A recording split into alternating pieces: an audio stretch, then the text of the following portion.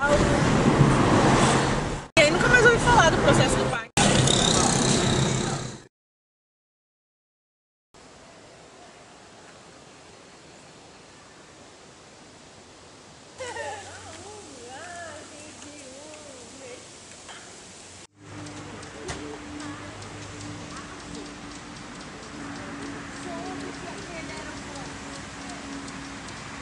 Tombamento de grandes paisagens. Ele foi o autor da maior parte dos tombamentos de grandes paisagens, da Serra do Mar, Japi, Jaraguá, hoje Parque Federal Jaraguá. E o Condefat, ele tem, então, ele é um órgão da Secretaria de Cultura e que vai, então, definir regras e eleger e dar andamento para tombamentos de patrimônios naturais, que é chamado Área Natural Tombada. É o nome que se deu. Então, a primeira parte que eu vou falar é um pouco lembrar vocês, quem nunca estudou isso, o que é uma área natural tombada, da onde que vem essa relação do natural com o patrimônio, né? Ver se eu consigo fazer isso não demanda todo o tempo, porque é um assunto enorme, né? E eu gosto de falar muito, então eu tenho uma experiência grande, então eu vou lembrando e vou falando. Depois a gente vai falar um pouco deste parque aqui, que é um parque municipal, portanto se inscreve numa outra legislação do município, que é de áreas verdes, então que é a política pública de proteção de áreas verdes. E por que a área natural tombada e Parque Municipal da Anhanguera? Porque o Parque Municipal da Anhanguera é um bem tombado, né, pelo patrimônio histórico do estado de São Paulo.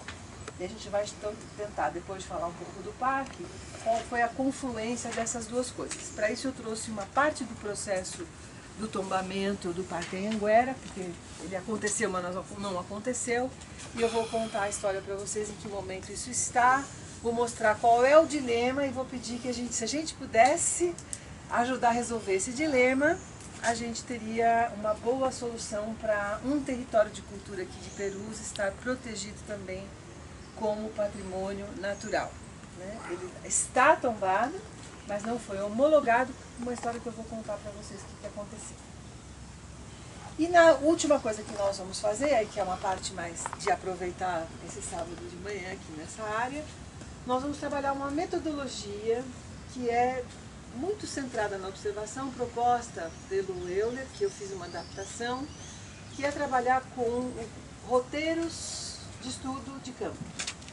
Então eu fiz um roteiro, adaptei um roteiro e nós vamos fazer esse exercício aqui. Vocês vão então escolher uma trilha e vão seguir um roteiro, não sei se a gente termina hoje, acho que não, mas eu vou dar orientação, por quê? Porque uma das questões dos territórios de cultura é a apropriação do território.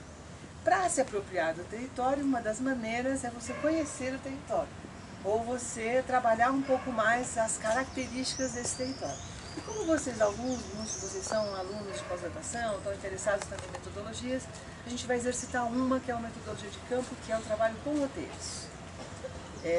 A gente sempre vê os alunos com muita dificuldade de falar, vou lá e faço o quê, tal. A gente fez alguns trabalhos de campo no início que a gente começou a dar essa disciplina, ele sistematizou isso num artigo e eu peguei este artigo e fiz uma adaptação para a gente trabalhar aqui no parque. Observação. Bom, então são 3 partes, né? Vamos ver se a gente consegue fazer tudo. Então o roteiro vai ficar para o final, porque também se a gente não terminar, ou se chover muito, ou se a coisa não der muito certo, vocês vão ter, é uma tarefa da disciplina para fazer até o final do curso, esse roteiro. Vocês podem voltar, podem se organizar para concluir esse roteiro. É uma das tarefas, é um exercício que vocês vão ter que entregar para nós. E a ideia é que a gente trabalhe em pequenos grupos, não grupos muito grandes. A gente faça duplas, trios para trabalhar o roteiro. Não fica sozinho também, porque é difícil, desmotivante muitas vezes ficar sozinho. Então podem ser duplas, podem ser trios. Também não queria que fosse só um grupão, porque também escapa. Faz um grupão, fica 2 fazendo, 3, e os outros ficam meio assim de vez em quando. Não. Tem sempre uma coisa mais difícil de organizar quando é grupo maior. Quando as tarefas são mais intensas, a gente pode fazer grupo maior, mas a minha sugestão é que a gente fique duplas e trios fazendo. Tá bom. Todo mundo pode fazer. Eu não vou pôr lá no ambiente virtual lá do site. Né? Bom, quem já tinha ouvido falar de área natural tombada, o que sabe sobre a área natural tombada? Quem já fez? O que sabe? O que é uma área natural tombada? Por que ela é tombada? O que tem de diferente? Essa relação à observação da natureza principal, né? Eu sou leiga no assunto também, mas o que eu entendo que tem uma lei, quem garante, assim, minha amiga falou uma vez para mim, se você manter uma área verde, você tem ganho dinheiro do governo federal, né? Não sei se é verdade. Não, também não é assim. Não, né? É, se fosse assim. Não, tipo assim, numa casa, se você manter uma área verde, você ela falou que ia para outro estado, ia manter uma área verde, conservar uma área verde, tem O governo é responsável pela proteção, assim, corresponsável. Ele tem, sim, algumas linhas de apoio, mas a responsabilidade sempre da proteção é do proprietário. Então, esse é o primeiro problema que a gente depois vai discutir, essa relação entre uma política que constrange um território, mas o território não é dela. Porque existem coisas tombadas que são do poder público, terras públicas, florestas e tal. Mas existem coisas tombadas que são de pessoas, uma casa, um monumento, um sítio, né? E isso é uma maneira, é legal, porque a legislação permite que o governo... Isso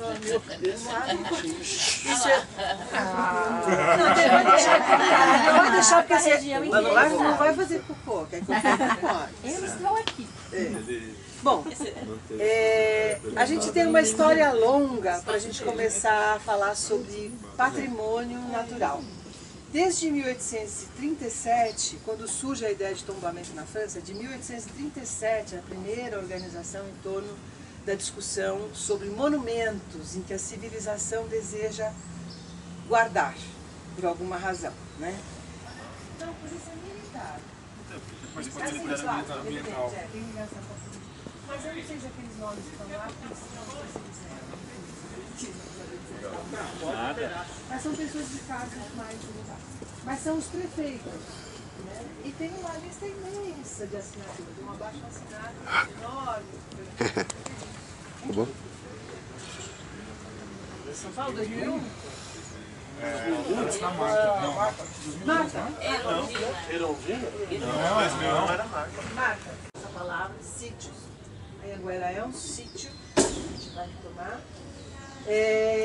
E de caráter científico. Então ela tinha assim, uma visão de que a gente podia desdobrar, depois isso aconteceu nas legislações posteriores, o que são o interesse público por essas três dimensões. No Brasil, então, a gente tem, logo também no início, o Brasil é signatário das convenções, ele vai um pouco se pautando nas discussões internacionais para criar o seu próprio sistema de proteção. A gente, acho que já foi falado aqui nas aulas sobre o IFAM, a história do IFAM e a história dos órgãos de patrimônio que foram criados.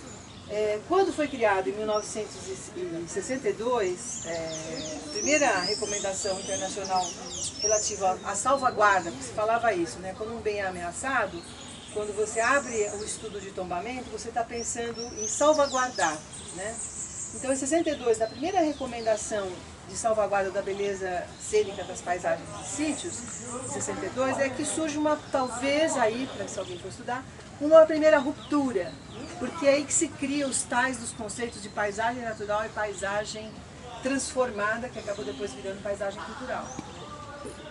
Essa primeira separação, ela era uma coisa mais técnica até, para poder criar um corpo de diretrizes, para você pensar em evoluir em torno de diretrizes, e não de começar a derivar tanto e separar o natural da cultura, né?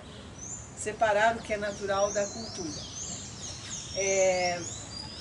Nós temos, no caso, então, nesse momento aí dessa legislação que começa, então, a olhar internacionalmente, né, em 72, começa a pensar, 72, desculpa, da Convenção, começa a pensar a proteção do patrimônio natural, começa a criar uma tipologia de patrimônios naturais, a Unesco começa a formatar critérios para isso, depois isso vai levar às listas de patrimônio que vão sendo criadas depois. Tinha algumas medidas que para a gente é interessante a gente pensar qual era a preocupação. Vejam só, haviam 4 preocupações principais. Dessas 4, eu acho que 3 delas ficaram muito fortes, ganharam robustez, e uma ficou esquecida. A primeira delas é a preocupação com a perda da vida selvagem. Era uma preocupação da ciência, não era uma preocupação da sociedade. Era uma preocupação dos cientistas, com o nascimento da ecologia, com toda a discussão de 72, com a poluição, com o desenvolvimento selvagem, do capitalismo e tal, começaram a dar força para que a proteção legal do patrimônio tivesse esse enfoque de uma preocupação com a perda da vida selvagem. A segunda preocupação era com áreas necessárias para a vida do homem. Então era uma proteção ambiental para pensar na beleza cênica como regeneradora da espiritualidade. A gente é tão gostoso estar aqui, todo mundo gosta de estar na paisagem, né? De estar no natural, né? Estar próximo das áreas verdes. Isso não é uma coisa que ficou no plano subjetivo, isso foi um valor muito praticado para se criarem esses espaços. É necessário para aquele homem que foi desenraizado do meio rural, que trabalhou na indústria, precisar ter esta fruição em ambientes mais próximos do rural, né? do rural. A terceira preocupação, que é a que talvez tenha, obviamente, por conta do capitalismo, ficou muito forte, que é o potencial econômico. Há muitos textos que analisam esse primeiro valor, que não parecia estar associado ao valor econômico, você pensar nos monumentos, sítios, belezas, do que é ameaçado, que tem importância para a humanidade, isenta de um valor econômico. Mas à medida em que isso foi acontecendo, a própria Unesco, os países que são signatários do Conselho, né, de Patrimônio na Unesco, eles acabam levando para essas listas bens com interesse que essas áreas se tornem turisticamente, economicamente viáveis, principalmente o valor turístico. Então, quanto mais áreas nessa lista, o país pode atrair também visitações e tal, e tal, e tal. Então, esse potencial econômico era levado em consideração, mas não com esse viés tão forte na questão do turismo, mas depois acabou ficando, que muitos dos patrimônios naturais, das áreas naturais protegidas, elas são direcionadas para esse uso econômico. O valor é um valor um pouco marginal nas discussões, mas ele sempre é evocado por quem vai proteger principalmente florestas, águas, manguezais, no caso que é uma floresta costeira, né? O eucalipto é um estágio pode ser temporário, não sei. Sim, aqui ele é visto assim. Vou chegar lá quando falar do parque. Né?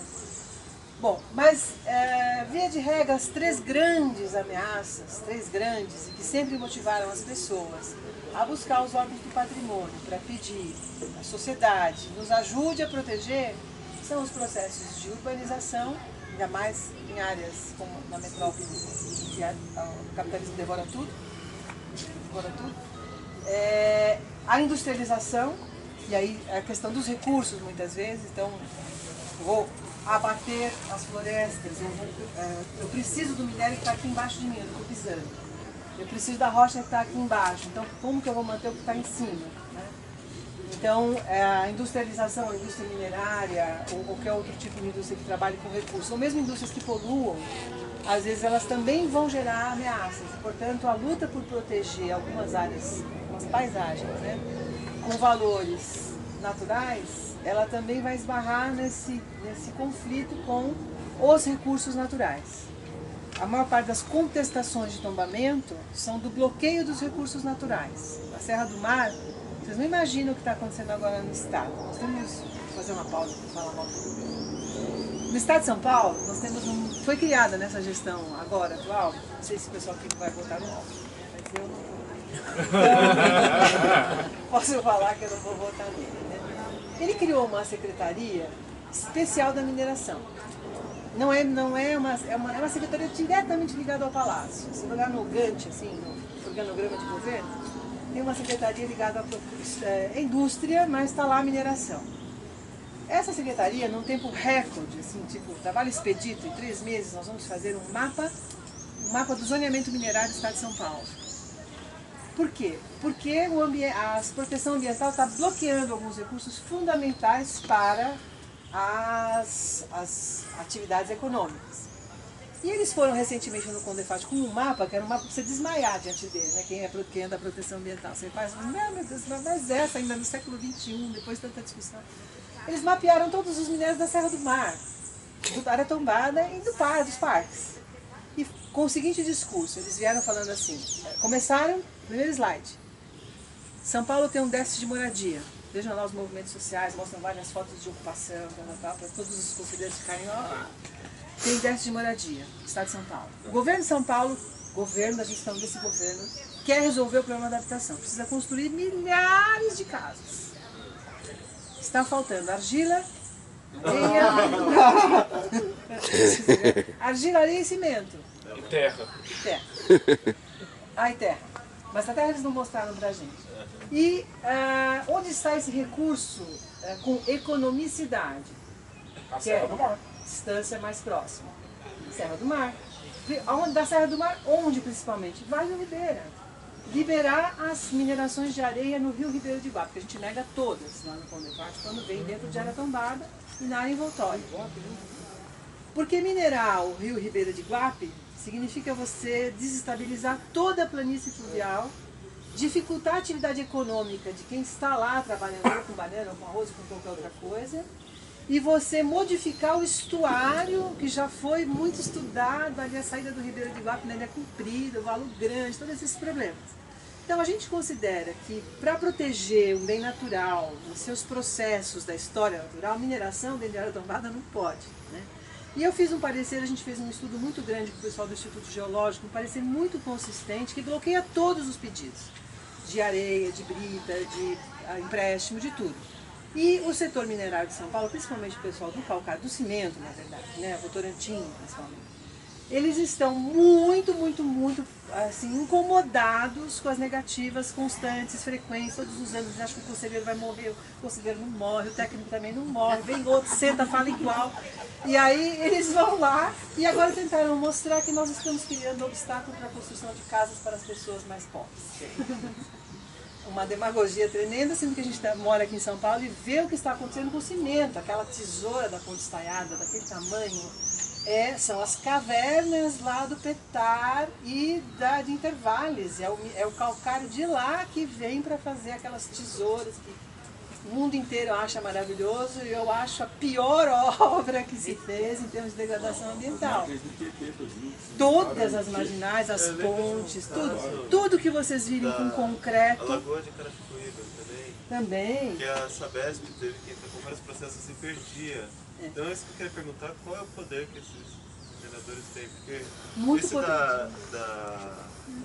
Da Lagoa de Carapicuíba, a Sabesp entrava com o processo porque ele passa o coletor tronco. Ou seja, se estoura o coletor tronco, não desgraça ambiental. Então, só para assim, a gente fala muito do como é a legislação de mineração no Brasil, né? Nós temos um Departamento Nacional de Proteção, de P no meio, mas de pesquisa, desculpa, de recursos minerários, da NPM, né?